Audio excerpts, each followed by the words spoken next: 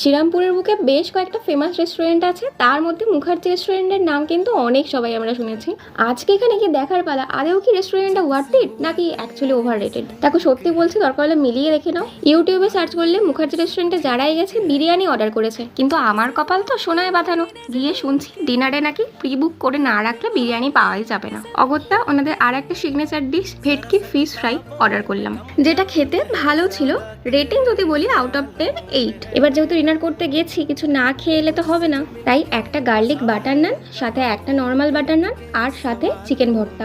তবে এই যে পিঙ্ক অনিয়ন স্যালাড দেখছো, এটা খেতে কিন্তু আমার মাস্ট লেগেছে। সত্যি বলতে এত ভালো লেগেছে, বাড়িতে এসে পরের দিনে আমি ট্রাই করে নিজে খেয়েছি। আর চিকেন ভর্তা গার্লিক বাটার নান খেতে খুব ভালো। বাটার নানটা মোটামুটি, আমি তো বলবো খেলে গার্লিক বাটার নানটাই খাবে। এই থাকছে ওনাদের মেনুর ছোট্ট এক ঝলক রূপ। তবে বিরিয়ানিটা মিস করলে হয়, তাই পরের দিন আবার গেছে বিরিয়ানি খেতে। তাহলে বিরিয়ানির রিভিউটা থাকছে নেক্সট শর্টসে। টাটা।